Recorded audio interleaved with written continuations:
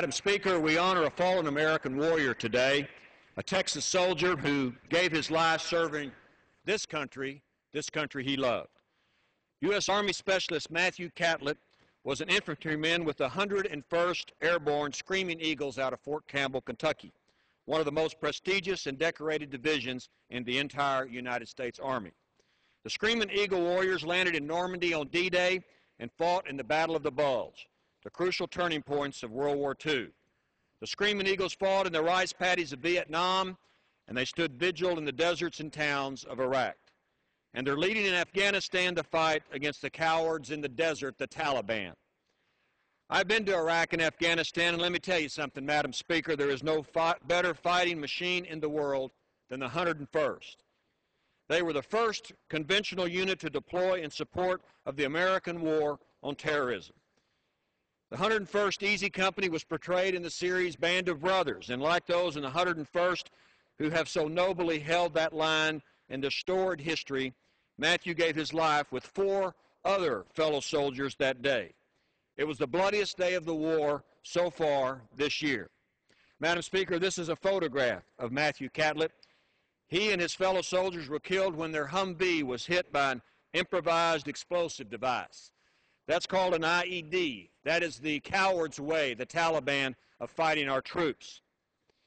But as Shakespeare said, they shall be remembered, we few, we happy few, we band of brothers, for he today that sheds his blood with me shall be my brother.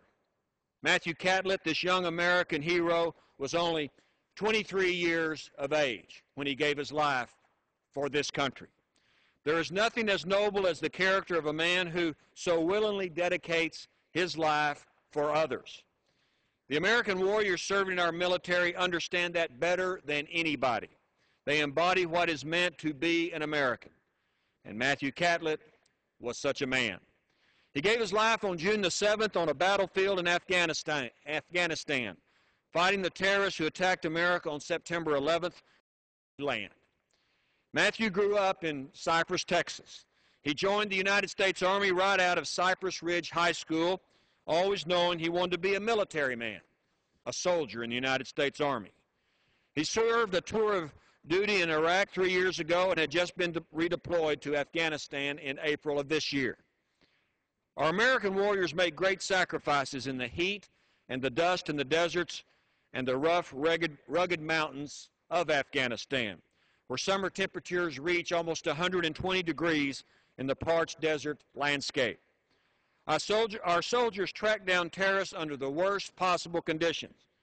But no matter what hole these cowards try to hide in, our soldiers are able to hunt them down and to keep America safe. We grieve the loss of this American warrior, but we celebrate and honor his life and his service.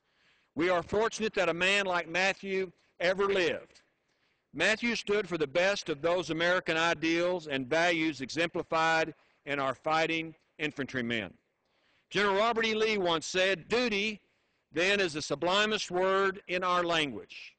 Do your duty in all things. You cannot do more, and you should never wish to do less." Matthew Catlett did his duty. He served this nation as the fine soldier he always wanted to be. All of his fellow soldiers gave some, but Matthew Catlett gave all in defense of this nation. He fought for liberty for a people he did not know and a land that he had never been. He was the American breed. He was a rare breed. So we honor our American warrior, and we honor the families left behind who grieve the loss of their loved one.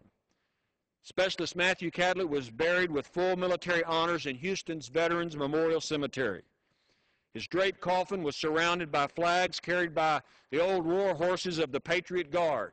Those are motorcycle riders, mainly Vietnam veterans that surround fallen soldiers and their families during a time of grief.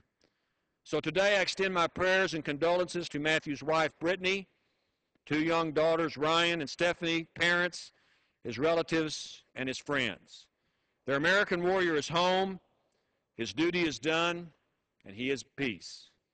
George Orwell said, "We sleep safely in our beds because rough men stand ready in the night to visit violence on those who would do us harm."